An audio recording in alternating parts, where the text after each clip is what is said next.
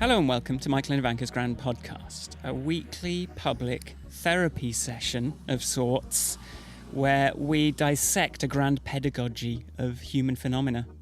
What do you think of that description? I was never sure how to pronounce pedagogy. Me neither. And as I was thinking about that, I was like, how am I going to say it? Pedagogy. I'm not even sure if I know the right reason. But it's like where you go, right, there's this item and this item and this item. We'll study each thing individually, right? Right, yeah. So that's what we're doing. Okay, cool. Anyway, my name is Michael Forrest.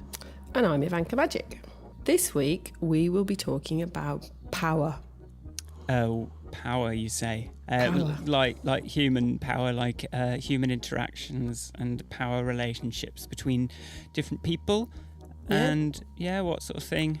The power of people, the lack of power, the abuse of power. It's all about who's got it and what they're doing with it, I suppose. Yeah, I think that's it, really. Who's got it, and right. do we agree with this status quo? Yeah, and what can we do to change it? Ooh. Okay, well, let's get into it.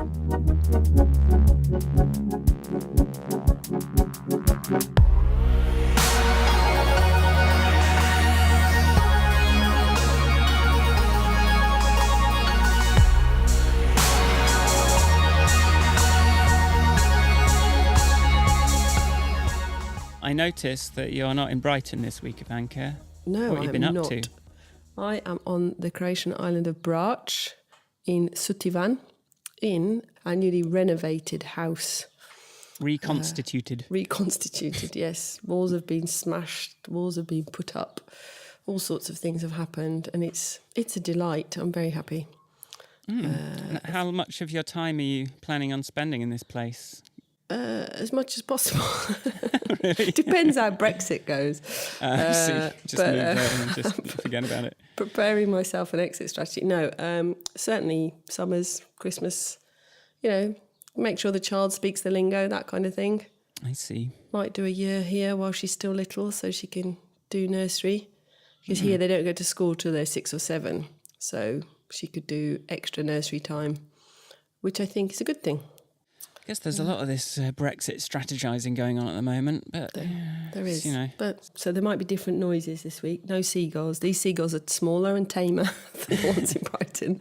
Yeah. Brighton seagulls are huge and want your sandwiches. I'm hearing some quiet tweeting. Yeah, and, this is not more the Twitter kind, the little bird birds. kind. There may be the occasional motorbike noisily going past occasional in the background. moped. There might even be some guests arriving. Oh gosh, we've been hosting this week. So let's rush through this then. No, let's not rush because listeners need let's enjoy ourselves. Content. Yes, I've just observed that the little light on my laptop that should mean that it's got power going into it isn't on. See, degree in electronic engineering, and I can sort out power to laptops. Excellent. I went to the hardware store earlier because boiler, the water's too hot, and I can see no way on the outside of this boiler to turn the temperature down. So I go into the hardware store. I said, we've got one of these boilers like this at home. How do you turn the temperature down? Because, if you've got a man around the house who understands electronics, they can fiddle with it. Okay, cool. Thanks. What a twat. Oh, God. So, that happened this week. So how was your week, Michael? Where have you been? It's been 2 weeks. It's been 2 weeks since we recorded. Ivanka, I've had a Feminism 1 level roller coaster of a couple of weeks. I tell you. And there's it's gonna eat into some of this episode, like all the things. But I don't know whether to keep it short or just Well, start talking and I'll interrupt you. All right. Well, I've got a couple of sort of interweaved stories.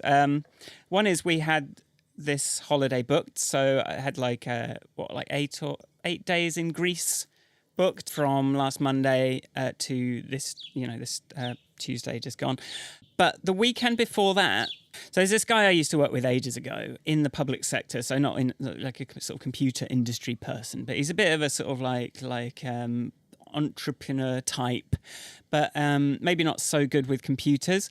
And he's sort of like, I've been sort of avoiding answering his messages a bit because I knew I expected it to be, can you build an app for me? Can you build this thing? And I have to go, well, I mean, have you got loads of money to do this? But because I don't, and I probably didn't think I was going to like his idea that much. But he sort of gets on the phone. I listen to his idea, but then at the end of this phone call, he goes, "Oh, also in 2008, I bought like $100 of bitcoins.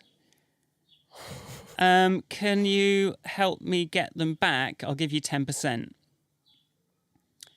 At which point I'm like, yes, okay. Let me just stick that into Google. Let's see what that's worth.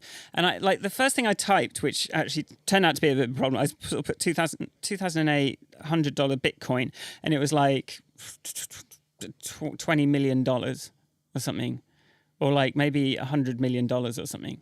Wow. I was like, what the actual... Okay, so I'm just like suddenly, right. He lived in Epsom, which is kind of like an hour and a half away from me. But I was just like, okay, how soon can I come down there and try and figure this out? So he had this wallet locked in this computer, like this old Windows PC that he couldn't get into anymore. He'd like forgotten the password basically, and like Microsoft Cloud Sync password thing had sort of failed to sync his latest password, and he just couldn't get in.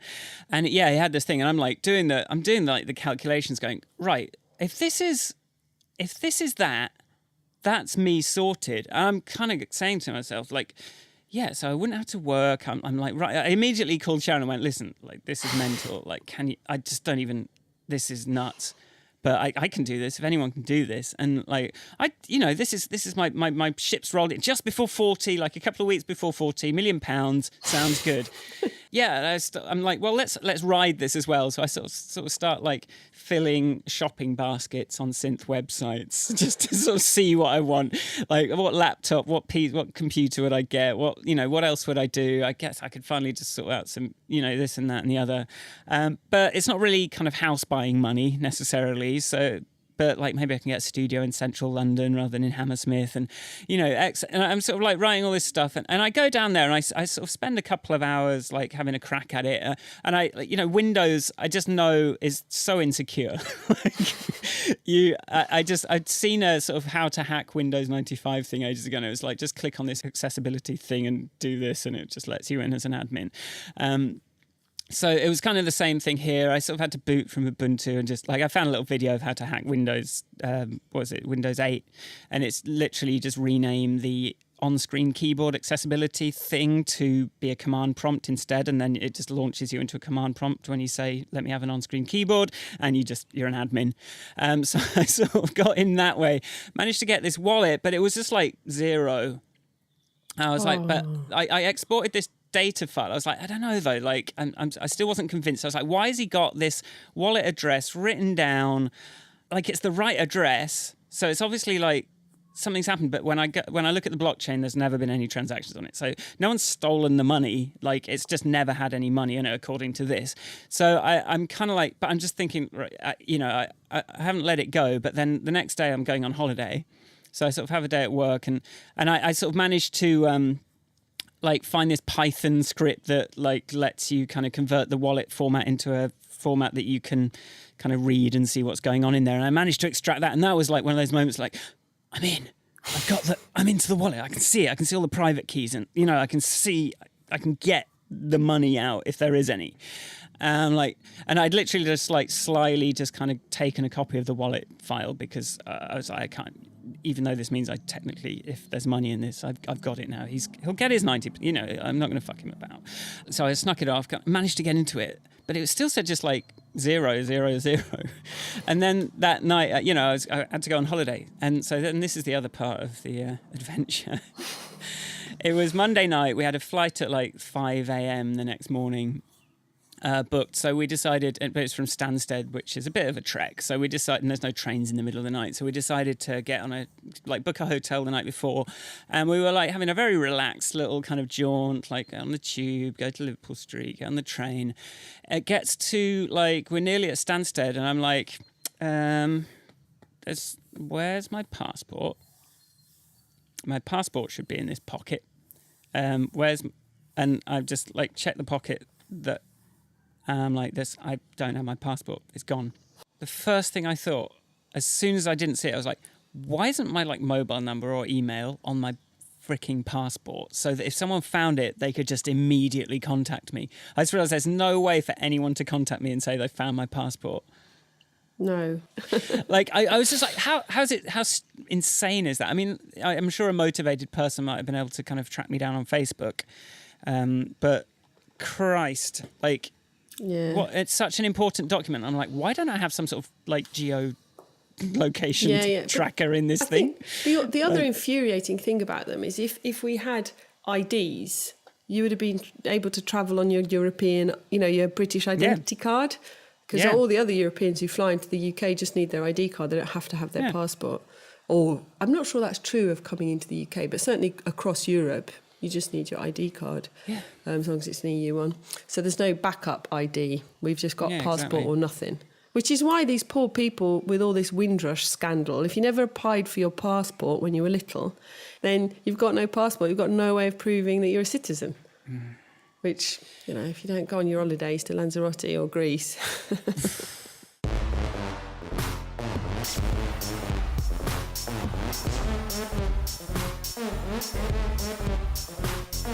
When I have my passport, I always have it in a certain pocket.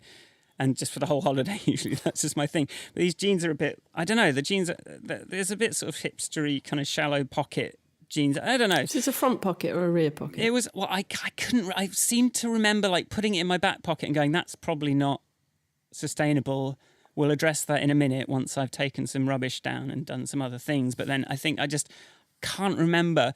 But then, I was like, I haven't got it. We sort of went through everything, sort of had to go back and then just kind of got back on the Stansted, exchanged, switched, went back to Liverpool Street. The whole time, like, we kind of looked for like lost property. I'm trying to ring up, like I'm trying to find out how to contact Tube lost property. We have to get the Tube back. Like we get on there. I decided I'm just going to run. It's like 10-minute walk from the Tube station to our house. Maybe not quite that much, but like I was like, I'm just going to sprint home because if it's just somewhere there, then we can still make it tonight. So I had my trainers in my suitcase and sort of stuck them on, did the sprint of my life to kind of get back home.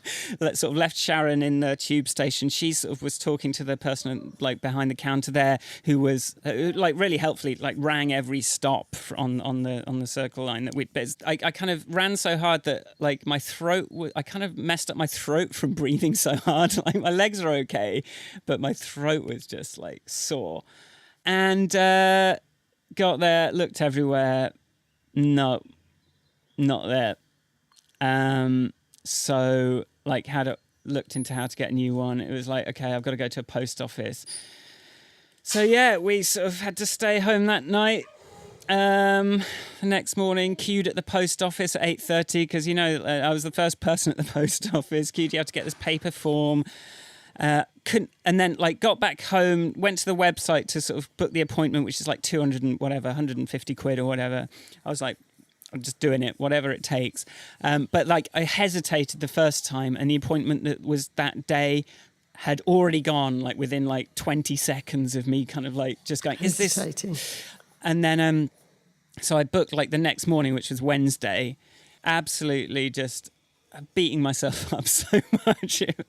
Like going, how this is, I thought I was a conscientious person. This is the second very unconscientious thing I've done in recent memory. So yeah, and this holiday wasn't cheap. I talked to the guy that booked it, and he's like, yeah, I mean, if you don't make it, it's gone. Like, I hope you got travel insurance, which I kind of think I have on my credit card, but I was like, well, that means like, so then the Tuesday, it was like, well, I couldn't do anything for the rest of the day. So I was like, well, I was thinking about this Bitcoin thing the whole time. Like, I haven't got closure on this Bitcoin thing yet. Am I a millionaire? Because that's going to mean a lot more taxis. So yeah, Sharon and I just kind of resolved, we just thought we'd do a bit like London tourism. So we just kind of went into central London. We're thinking like, it was a really nice day. And she came down with me to Epsom, and we just kind of like, I just spent another couple of hours trying to figure this thing out. It gradually emerges. It wasn't 2000. Well, I'm looking into like Bitcoin history. It's like there wasn't Bitcoin in 2008 for a start. Like and like I'm like, who's this guy? Maybe this guy that told him about it back then. I was imagining, like, can we find out the relationship with him? Like, did he just like do something? Like, what all happened? Eventually, it kind of emerged. He was like, oh, maybe it's 2012. At which point it's like, it's still like maybe £100,000. I'm like, I'll take that still. Even if it's like 20 grand, I'm like, yeah, okay, I'm still doing this. And then I kind of spend some time. I get to the bottom. I see over his shoulder. He's finding his email history. I'm seeing it's flipping. It's 2013, and he's bought them on MT Gox, which infamously was the hacked Bitcoin exchange. So, like, they did Even this really. Well, they did this really. About Bitcoin. Well, you're saying like why you learn about Bitcoin. I'm like, well, now Ivanka's going to be feeling very silly for not knowing about Bitcoin. She could have been a millionaire like me. And I don't want to tell anyone about this the whole time. Like, I told Sharon, but I'm like, I kind of need to keep this under my hat, like, because. Because what, you might become a millionaire. Yeah, you don't want us all asking you for money. I don't want everyone to know. I mean, I'll be reasonably generous, but also it's like, because it's in Bitcoin, it means you sort of could just like eke it out, and like it's weird. It's like it's sort of, it's like having a very Swiss bank account. Like, what would you buy me if you were a billionaire? I don't know. What do you need? Maybe a laptop where the fan doesn't go off. I don't think you can get those. Oh. I saw someone had made this water-cooled silent PC actually the other day. Like, maybe. No, well, I just buy you some. I don't know. What do you need? Nothing really. Studio time. I'm good. Well, that's the thing. I kind of realised my quality of. I kind of. There's not much I need really. It's kind of incremental improvements at this point. You could pay for some soundproofing in my office. Yeah, I could. But Both is that offices. Is that the blocker? What, money? Just getting around to it. It's just it's about prioritisation. Like, in a world of priorities and having finite amounts of money, that's not where my money's getting allocated at the moment.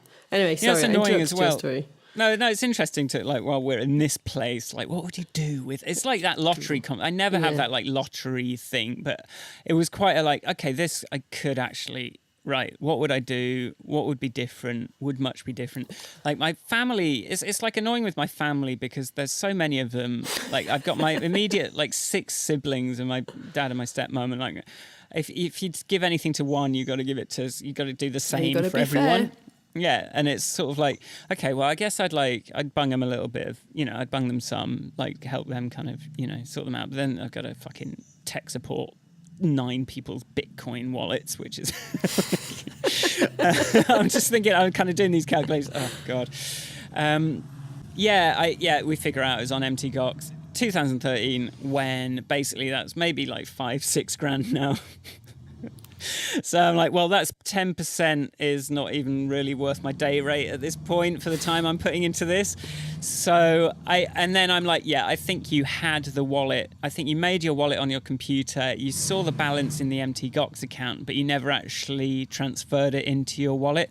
So now that's gone. Sorry. So, and I'm trying to download that leaked database just to kind of find that address and just see like where it went maybe. But at that point I was kind of like, well, this is just not worth my time anymore.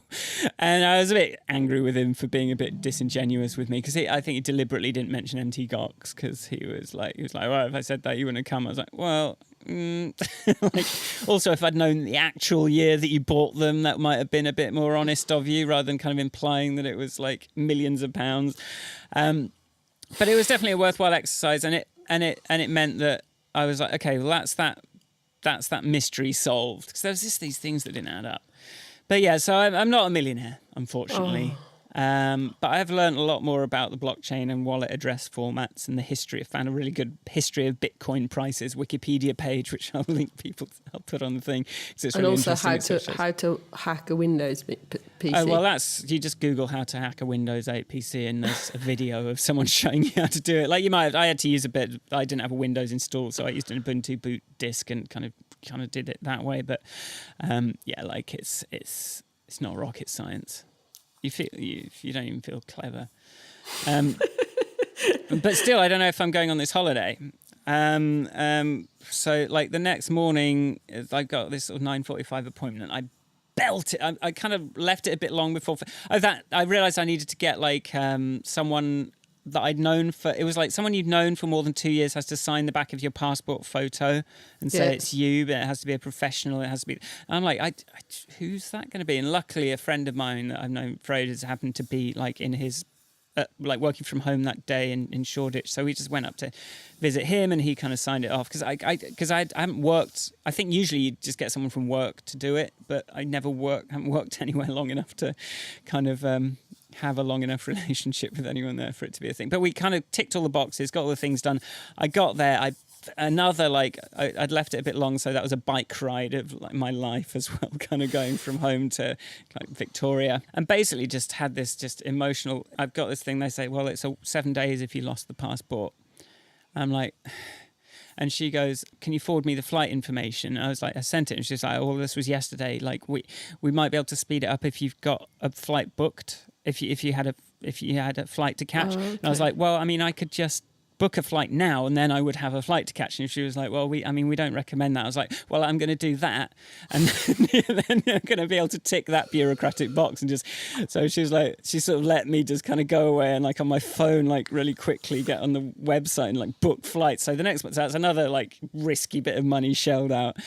Get back, and then had more questions, and then she had to wait for some people to come out of a meeting, and then it was like, well, they were like, oh, well, why did he leave it so long to come and see us? I'm like, well, this was the first appointment I could get. Like, this was, I had to kind of keep writing these statements out and like forwarding more emails, and said like they can hold the hotel room till tomorrow night, and then it's gone. And like 2 hours in, I'm just like kind of going between, I'm just going between like. And planning alternatives, sitting there in this chair, like she kind of comes out to find me again a couple of times. I go back, I sort of go in, I'm like standing there, I don't even want to look. She's just come back and she starts sort of writing something down, and I'm like, I just can't even make eye contact. And then she kind of goes, okay, well, we've managed to upgrade it to the 4-hour service. And I'm just like, my head is just like, I've got like a tissue in my hand already at that point because I'm so like on edge about it. And I just like put my head down on the thing. I was like, if I just said, and she'd been so kind of like, she'd been really like kind of game faced the whole time, like just, and she kind of remained that way the whole time. But I was like, look, if I could hug you, I would.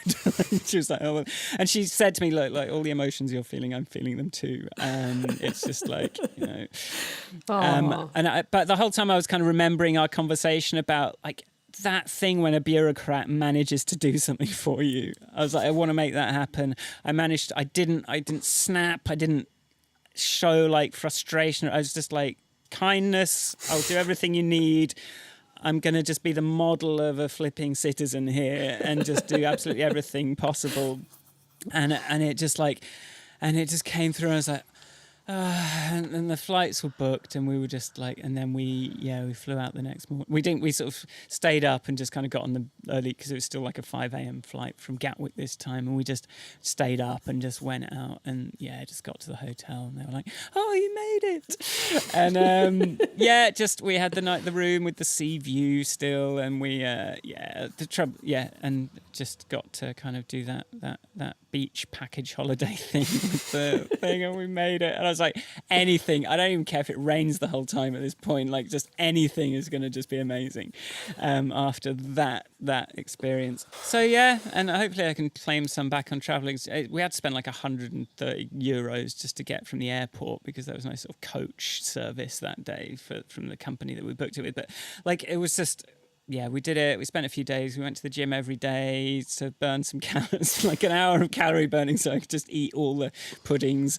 Like, it was a buffets, basically. So it was just these different, like, was it some all-inclusive type thing? Yeah, just ultra all-inclusive package, whatever. I got like a little wristband. It wasn't the most. I mean, I've been to Lanzarote. I've been on a package holiday before. I was like, there is no one like me, remotely like me here, and it's kind of making me a bit sad. But this was a bit more, there was a bit more, a few more people our age, a little bit more, and like And we just swam in the sea every day, and it was a nice holiday. I was like, well, I need to have a pen for all the ideas that I'll have because as soon as I stop being in front of a computer, but I don't really have that many ideas. You just really relaxed. have any? I just relaxed and just kind of like did that.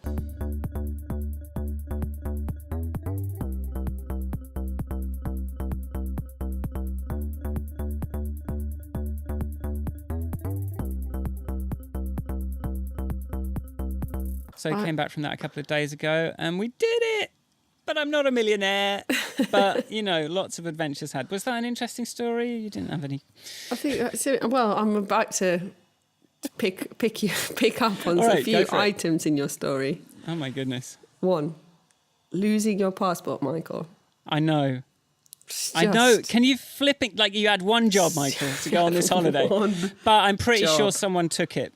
I'm reporting it as stolen. Like it's definitely like someone had it at Liverpool Street Station. Yeah. Either it fell out of my pocket and they just grabbed it, or they like lifted it out of my back pocket. I think. Which is stupid. Like I feel so stupid. Obviously, we were so on the passports for the rest of that holiday. This is, I've been trying to, because obviously I did know about the lost passport, or have known about the lost passport, and I've been having an internal dialogue about levels of sympathy. And whilst I have like the lady, the bureaucrat, the civil servant who helped you, having the same emotions as you, there's a part of me that's just like, that's just... I know, I mean... It's just not my house. This is not how you'd be told off. Well, Ivanka, for not thinking. Just goes to show it can happen to anyone. Is that what it goes to show? Yeah. Come on, who's more flipping... I've avoided, to be fair, I've avoided any sort of derbrain comments at you. Who is more conscientious about this shit than me? Do you know anyone who is more conscientious about stuff than me? Jeans. You don't put passports but it in was a jeans stupid. pocket. It's because I got overzealous and put it in too early, and then forgot to kind of like move it to the secure area. And also, Sharon, I think, didn't even say like, "Oh, so have you got your passport?" Because she was like, "I don't want to patronise you. I know you've got it. I'm not even gonna." But yeah, I was just like, "Oh God, I wish she'd bloody asked me for my passport at some point, even though it's a stupid question." But there are some interesting things about these. The two stories are quite good. Going back to our topic for the week, yeah, you've got the power of a passport or lack thereof. God damn. You've got the power of somebody in a position of authority, and they can make or break. You've got the power of somebody promising you something. That's like the power of temptation, maybe. Is that what it is? Yeah, like that. Oh, if you do this, then I'll give you this. And the sort of, but yeah, I think it's the passport thing. Because I grew up with a British passport, and certainly until March 2019, it will be a valuable passport. It will remain valuable till then. But I've always been conscious of the privilege that actually entails, that sort of, you can really, or could, travel pretty much anywhere fairly unencumbered. Yeah. And so having this, half of my family having very limited passport power, or up until now, though now my Croatian passport affords me technically more, will afford me more travel than... it's funny how the worm turns. But that sort of feeling of not being able to go where I want to, when I want to, because passport or because somebody has the authority to bar me entrance. I never experienced that until we were on the motorbike trip. And I hadn't done one piece of research we hadn't done properly, was that... if you're British, you travel to the States on a, what's it called? Vesta, that visa that you got 3 months to be a tourist and then you have to leave. So we landed in Alaska, the United States of America, spent 3 weeks there, then went into Canada, spent 6 weeks there, and then went back into the States, expecting our visa to be reset to 3 months. But it wasn't. We had 26 days left. We had to and the man at the border was just the absolute opposite of the civil servant you dealt with. It was like, well, no. I was like, yeah, but I've left the country. Well, you can't prove that. Yes, I can. I can actually prove it. You can't prove it. It's a stamp for that. I can prove the stamp. I can prove credit card statement. You know, there's many ways in which I can prove that I was not spending money within the United States of America. And he just would not budge. You have to move 2 countries away. So if we'd flown to somewhere else, then it would have counted. Or you have to go home and come back in again. Anyway, you have to take the sort of, it's our fault for not researching it properly, but it seems like a bit of a, it wasn't a question I asked myself. It was one of those, but that was one of those moments where that was the first time in my life that somebody with a sort of had power over my passport and had the ability to bar me travel. And I found it really hideous. I really didn't like it. I was like, you can't tell me where I can and can't go. I'm not going to be. So I have enormous sympathy for people whose passports don't let them go anywhere. So, but yeah, and the fact that they're such an important document.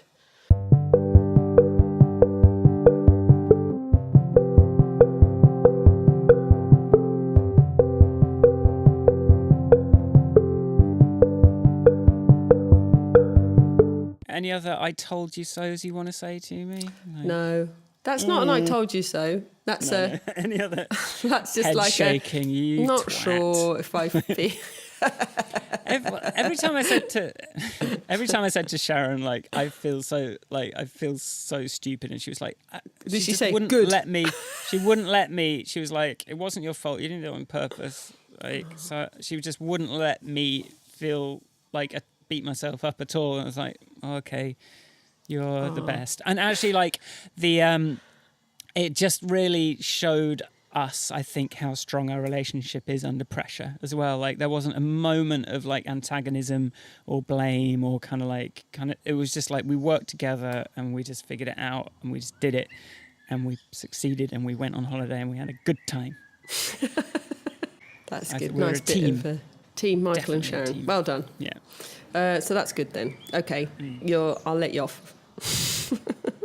And here's the song I played. I was going to say this song I made this song ages ago called "Nothing Bad Can Happen," and like I was like, okay, this feels really bad, but I'm going to listen to. And I listened to that song, and it just made me cry like twice in a row. I was like, there's always just a way of seeing the positives in this. Like, even though it's a nightmare, but like it's actually, I'm kind of glad that I got the Bitcoin thing out of my brain. I'm glad that it got to show me and Sharon like how much we had. Because otherwise, like the whole holiday, I would have been like, am I rich? Am I a millionaire? You wouldn't have been in the holiday. Yeah. So that was good. So I mean, there's like because I'm glad I would have eaten a lot more puddings if we'd had that couple of extra days. So in that whole world of retrospective, the important mechanism to happiness of retrospectively making bad things into good things, it was a great thing. As bad as, it was a great thing and nothing, it's all subjective, isn't it? Yeah, Here's that song. I'm going to play that song on the podcast now.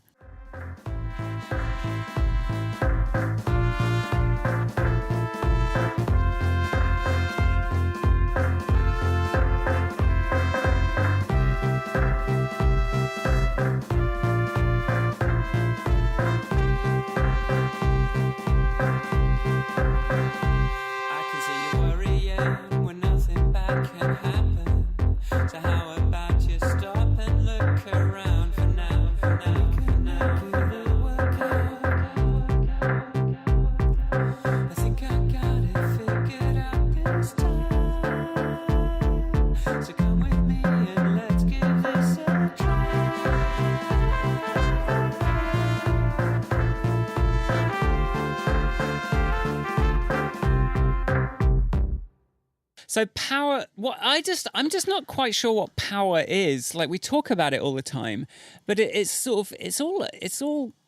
it always just part of a shared belief system? It's like, I believe that you have the ability to control me or make me do things. But to some extent, is that always true? Is it ever true that someone can...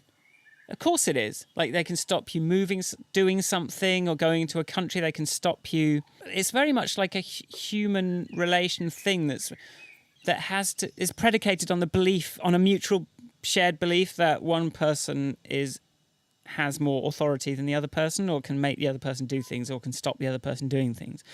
But it's a strange thing, because it's not actually, it's not like a physical force. It's a kind of mental arrangement. I don't know whether it's certain types of people or certain sets of circumstances that make you either question the assumed power of those around you, or, so I certainly think from my point of view, I don't want people to have power over me, so I don't, and I resist. I can't say that I always am able to prevent them having power over me, but to some extent I think you can slip into a thing where you allow people to have power over you who aren't necessarily, they're sort of chancing it. I don't know how to express it, but I don't want to be dismissive, because I understand that there can be a huge amount of psychological manipulation. There could be a huge amount of, media stories, whatever, that make you feel like you're in a position of weakness when perhaps you're not. Revolutions are based around the fact that many people have power over the few if they choose to take it, or they decide, or they get rattled in. I don't know what triggers a revolution, but I also think that sometimes people assume power, and then other people allow that assumption to continue. Particularly managers. You've got those position of authority in the workplace. You've got people in authority or perceived positions of authority. And they do. I mean, border crossings, I think, are one of the most difficult things. Like, I've got stories of a friend of my sister who wasn't allowed entry into the United Kingdom, even though he was a Croatian EU national, but coming on holiday, he'd been and gone repeatedly. So he wasn't an overstayer. He wasn't somebody who'd worked illegally, just comes to visit and goes home. And they put him in a detention centre for the weekend and then sent him home. Because the man who I managed to get hold of, somebody said, "Oh, that's because we're not satisfied that he will leave." So luckily, because you and I work with people who know people, somebody put me in touch with an immigration barrister who said, "But that's not the law. The law is, can you support yourself during your visit? There is no." But he also pointed out that often the border people are the people that were too racist to be allowed in the police. That was his words. I was like, oh, okay. So I think, whatever made them decide that this boy, this young lad who's 20, they didn't want him to come in, and so he didn't come in. And it didn't matter that he'd got cash with him, that he'd been and gone before, that he'd proven all these things. It didn't matter. Well, I mean, if you have like a set of rules, real or made up, as in this case by the sound of it, but you can use those rules for good or evil. And it's like people that, I think there's a thing of people that are drawn to powerful seeming jobs like police or border patrol or whatever, are probably often coming from a feeling of not having any power. Or it's a sort of bullied at school or ostracized or whatever. Like, well, I'll show them. I'll get a gun. I'll have a gun for my job, and then I'll be able to beat up whoever I want. Yeah, you sort of have to worry about the sort of people that want power, because often, usually they're not the best people to wield it. There's this whole equality thing that. I did find you that quote from Martin Luther King about asking a man to pull himself up by his bootstraps who has no boots is, it's an impossible task. If you can give power to somebody, or you can simply not abuse power, you can use your power to give people a step up. You can put your hand down, help somebody up. Yeah, you can help someone up, or you can stomp them down. Yeah, it's and it does depend on what sort of a person you are. And if you are a civil servant having a bad day, you have the power to ruin Michael's holiday. But if you're a civil servant who is, doing their job, doing their job as best they can, they're going to find a way to help you achieve, because you are a citizen and they are your civil service. That's what they're there for. Well, it's like they're not there to abuse their power. I can be sympathetic to people who do that. If somebody tries to use their power over me. It just makes me rebel. I'm not going to tug my forelock and go, okay, let me go and get that for you. It'd be like, I'm much more likely to go, no, who are you? No, don't care. Don't care who you are. You're not talking to me like that. You're not doing that to me. You're not, I just don't, I don't know what it's from, but it's strong.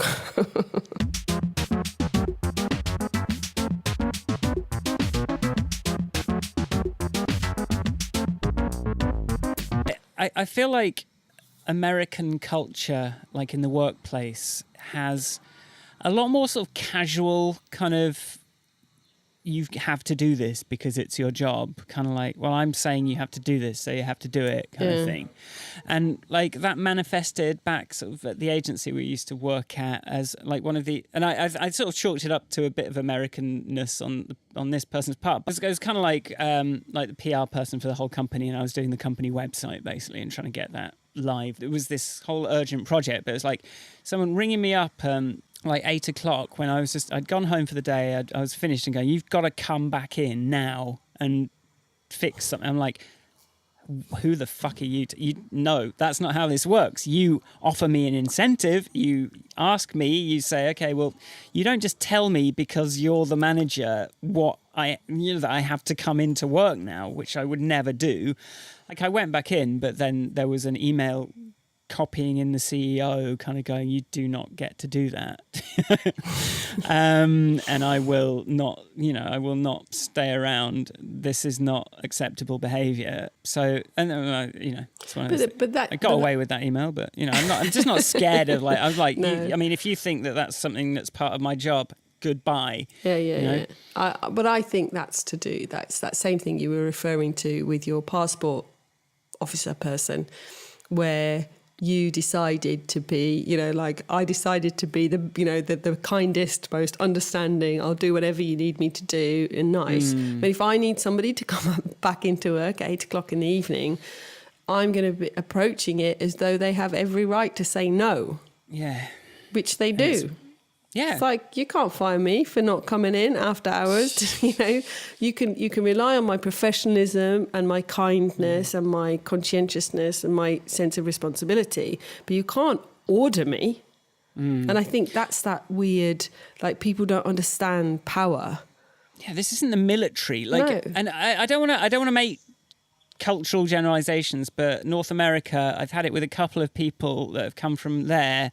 Kind of thinking that kind of being a manager or having some sort of seniority confers them some sort of ability to give orders or some sort of unquestionability. And it's like, that is not how this works. This is, you're doing your job, I'm doing mine. We're in a symbiotic, thing. Yeah, but they have fire at will. They can terminate. Oh, yeah. In North America, so in the US, as far as I don't know if it's true of Canada, they can terminate your contract because they feel like it. Whereas in Europe, we have hard-won rights, workers' rights that mean that people can't actually do that. Yeah, it just goes to show, like, let's be grateful for that right. Yeah. I think that's, right. I think that's something people often don't understand. It's like, the one thing, it's like I think many people, power is held over them in a workplace with this idea that they're going to lose their job. Yeah. The reality is that it's very hard to fire somebody even somebody who's underperforming. And sometimes I'm not, I'm having been in a position of having to deal with somebody who's underperforming. It's really unpleasant and drawn out and not nice for anybody, certainly not the person who's underperforming. But also, really, there's redundancy that you have less control over, and the business not doing well.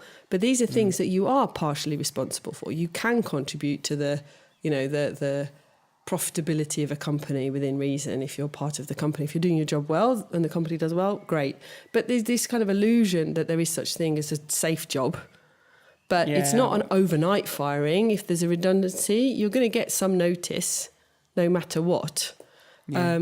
So I think that's part of it, I think, is people's fear of losing their job, where perhaps they don't understand that actually, unless the company goes bust, of course that happens and that's shocking and horrible, but it doesn't happen every day. It's unlikely, and it won't be because you said no to your boss. Yeah. Well, And this is why it's extra. It's like, it's so annoying that I got blindsided about that. 20 grand I didn't get paid that I'd worked for, because I'd actually put the time in and done all the work, and then just it's the same as I'd been suddenly fired. But also I didn't get all that time. I lost all that time. It's like, people not paying you is just disgusting. But but that's power. That's power of promise. I think that's a misuse of power. Yeah. That's a sort of either pretending you have money or having so much money that you go, well, what are you going to do? Sue me? Yeah. Go on. I didn't get paid by contract. It was $5,000, and I took them to small claims, and they sent a barrister. Well, first of all, they tried every sort of tactic to make it last longer and longer, and it is stressful. It doesn't matter how zen you try and be. It's unpleasant to be owed money, to have to chase it, to send good energy after bad. Yeah. But I did it pretty much on my own, and I went into court and sat against their barrister, who were arguing stuff on. Well, first of all, he was speaking a language I didn't understand because I don't speak legalese, but my ear tuned in after a moment. But they were trying to argue.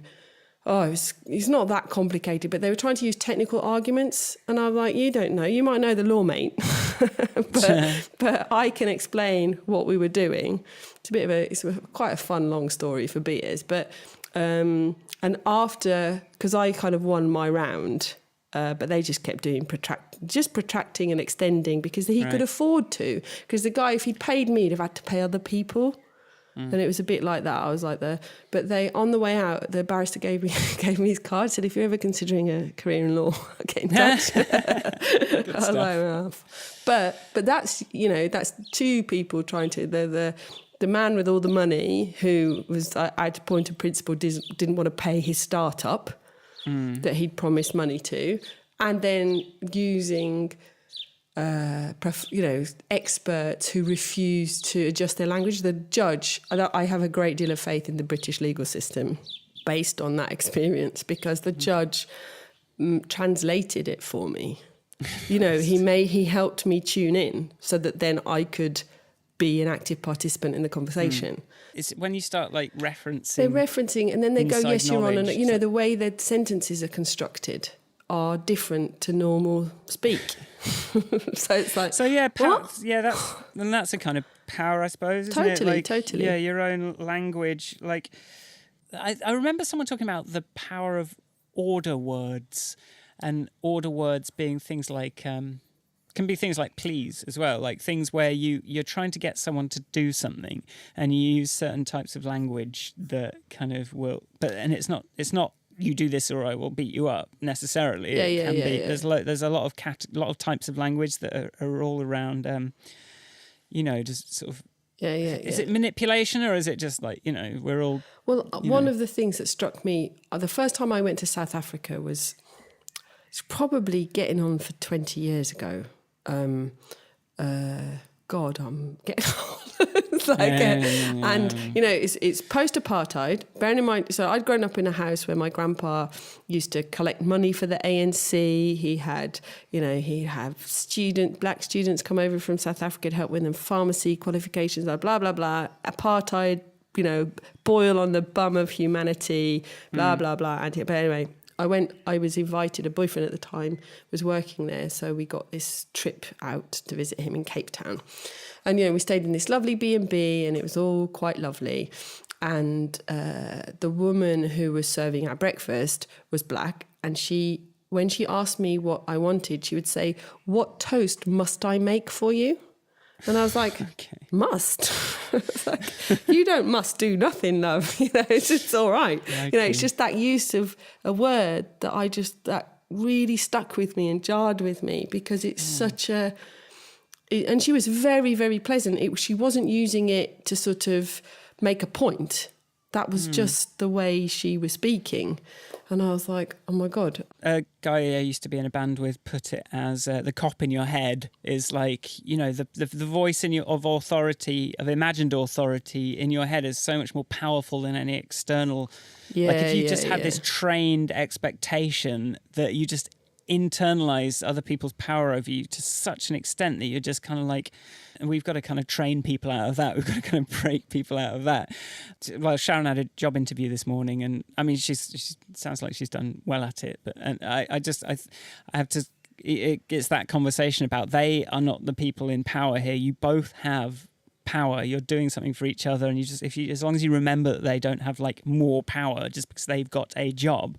If you just remove that idea from your brain, you'll be a lot freer to just talk about the reality of things, and like you'll be a lot more valuable, you know. Anyway, I do, totally. And I think sometimes I listen to stories about I think particularly I'm interested in, you know, women's place in equality, and I listen to sometimes some of the things people have tolerated being said to them, and I'm like, just you do get to say, don't speak to me like that. That's okay.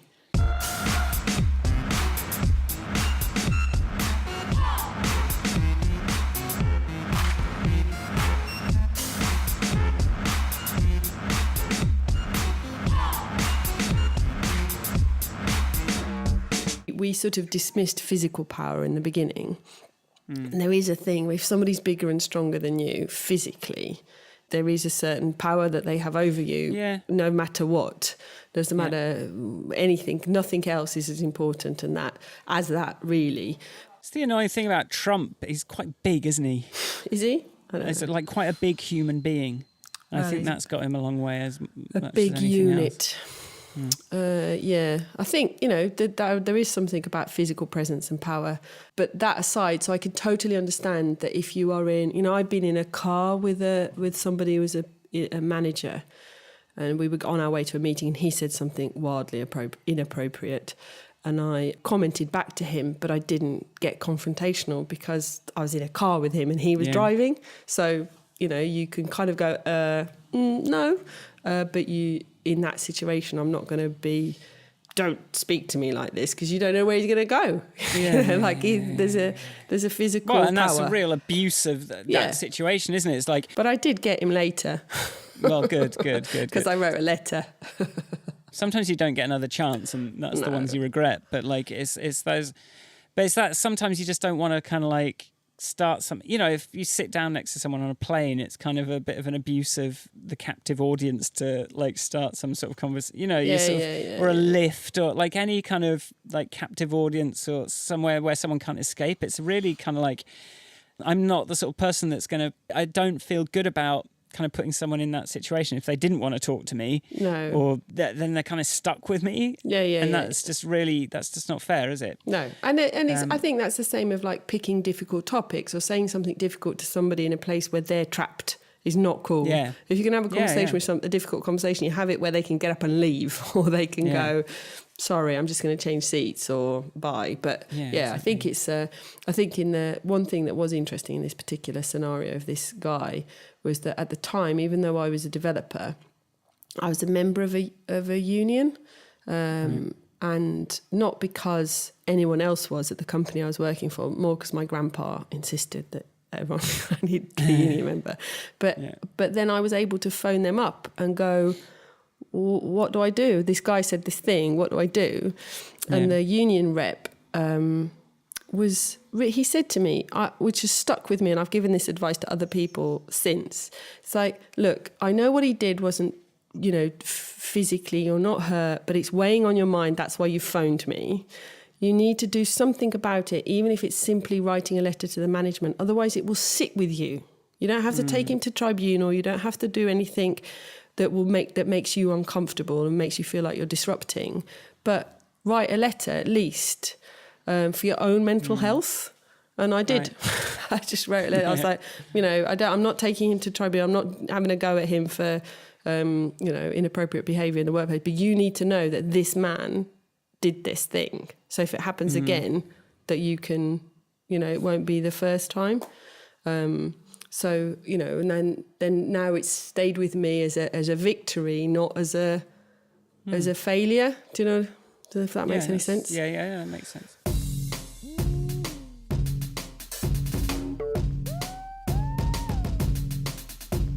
I think the people that are drawn to power often aren't the ones that should have the power.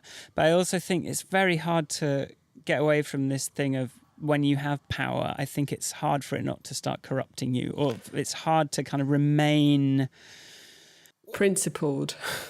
Because your power comes out in such subtle ways after a certain point. Lydia and I had a conversation years ago. We were talking about Balkan politics, and she was like, "Do you know what? I want to go away. I want to get really rich, and then I'm going to come back and be a politician here when I have so much money that nobody can even try to corrupt me. I won't be tempted." It's like as a sort of insurance blanket. Right. But there's something to be said. It's like, it's all very well. I think no matter how principled you are, let's say somebody in your family was in trouble, and you were in a scenario where you could make a phone call, get them a job, whatever. When there's a possibility there, I mean, to solve a problem you have, you're probably going to do it. I think you have to be an incredibly principled and powerful person to go, sorry, but you're on your own here. Also, in terms of like the respect you have for other people, if you just don't respect other people as much, do you, after a certain point? Because you sort of know that they're not... Is it inevitable? Or is it about respect? It's nice when someone very powerful and rich seems super friendly and like nice and charismatic, and that they're really nice, but then it can be a very small thing that shows you that they don't really respect you at all, don't really think of you as anything. I'm on guard with powerful people that they just have no respect for me because I'm not in the same power bracket as them, It comes down to my wealth chip on shoulder, I suppose, as well. I mean, because I think one of the things about power is that I think we often wait to be given power when we can take power. We can have power. I often see this, particularly younger women in the workplace. They're waiting to be given permission to do something. It's like, you don't need permission. You just need to do it. And by doing it well, you will be doing it. That's it. There's nobody's going to go, hi, right, here you go. Here's some power. Now do a thing. You've just got to just crack on. And I think that's a thing where people are waiting to be promoted, waiting to be given some sort of authority, waiting. It doesn't really matter who a person is. In the same way that they really can't take away your power, they also can't give it to you. Maybe that's a bit like blaming the people in a position of weakness, but... Well, part of me wants to be a bit facetious and go, the truth was inside you all along. Wow. But I think this is really, it's advice a lot of people need. Is you have more power than you think. So, the world won't end if you just try something. Yeah. But then, you being a good manager there is really good. And I'm just thinking about Ben was a good manager to me as well. Like his thing was you've just got to be louder and raise your profile. Hey girls, that's the advice boys are giving boys. Be louder. Well, it was literally just send more emails, raise your profile within the company, and you'll things will start coming to you. Yeah, raising your profile. Is just being present, being visible. By doing it, you're doing it. You're not waiting for somebody to... Yeah, exactly. Should I send this email? Yeah, I'm just going to send it and see what happens.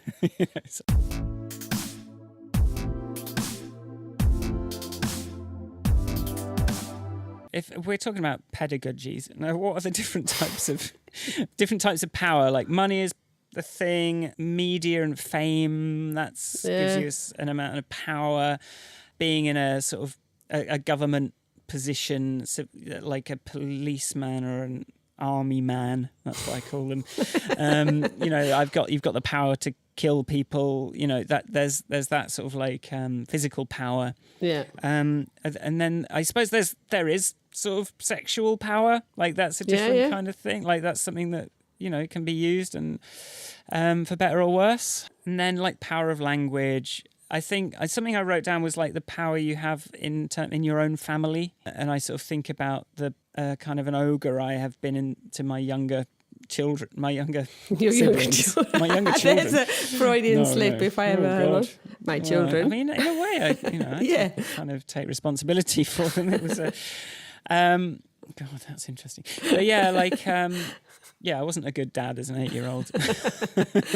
Well, I think that's the oldest sibling thing. But yes, there are softer powers, like, Right. the kinds parents often employ, which is that sort of, I don't want to disappoint my parent, or I don't want to upset them, or those kind of, I mean, that's sort of negative, but isn't, like you want, well, but it is. My mum has a lot of power, which I don't really know always how she does. I don't mean it like that. I don't know if I've told a story on this. She picked up my sister once while my sister was a teenager, and she'd seen her smoke. And my sister got in the car, and all my mother said whilst facing forward was, "I saw you." It was like, oh no. And it's not like there was any threat to follow up with this. It's just like, I know. So, it's like, and that's, I think that illustrates my mother's power over her children very well. Like we all within, she's given us a fair bit of rope to hang ourselves with, but actually she's built a pretty cast iron cage around us as well. It's like, no, you've gone too far off the leash, back. But it's done in a sort of, I saw you. I think that thing of wanting to impress your father, as we've discussed before, you do notice in the richer people that their parents do seem to be these very powerful forces in their lives. I think more so than especially I guess if you've inherited a lot of that wealth, it's like that parent is even more powerful somehow. Oh yeah, they've got all this, they could threaten you with not leaving it to you, for starters. There's that. Or and then there's the other kind, which is not wanting to disappointment. Or how can you ever live up to what they did, especially if they were sort of self-made? How can you ever kind of get close to that? You cannot possibly, because straight away you're not going to be self-made. So already you've achieved less. That goes back as well to conversations we've had about measuring using money. Yeah. It's like maybe I could be...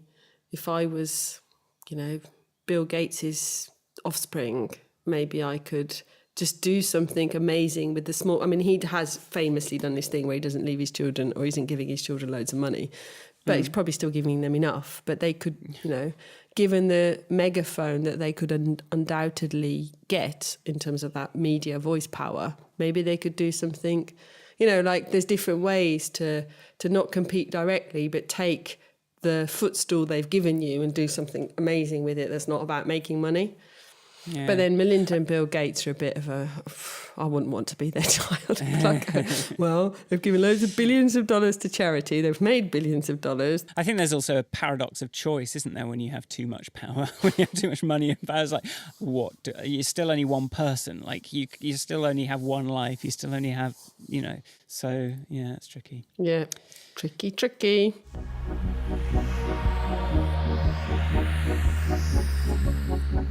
All right, thank you for listening to the podcast this week. I have to be honest, we did a 2-weeker the week before last, and I really missed Ivanka over this time. Oh, it does seem like it was I ages. missed my session. And she's been on holiday, I've been on holiday, and we just, I'm glad to be back. Yeah, if you like the podcast, you can find us at grandpodcast.com, and on Twitter at podcastgrand, Instagram grandpodcast, and YouTube as well. You just go to grandpodcast.com and find the links. Where can people find you? People can find me at Ivanka on Twitter. Cool. That'll do. And as my main website, do you know what? I've got 2 main websites. I'm introducing a second. Uh-oh. First one is michaelforestmusic.com. Second is goodtohear.co.uk. And I'm thinking of giving Good to Hear a new lease of life. So keep an eye on that. And there's links to Twitter and everything on those. And do try and write us some reviews. Follow us on Spotify, write some nice reviews on Apple Podcasts, tell your friends about us. We've got no particular desire to be amazingly famous, but having a few people listening to podcasting, giving us some feedback would be marvellous. Wouldn't it? It would. I'd love that. Michael particularly likes feedback where people tell him he's marvellous. All right. Well, see you next time, everybody. Bye. Bye.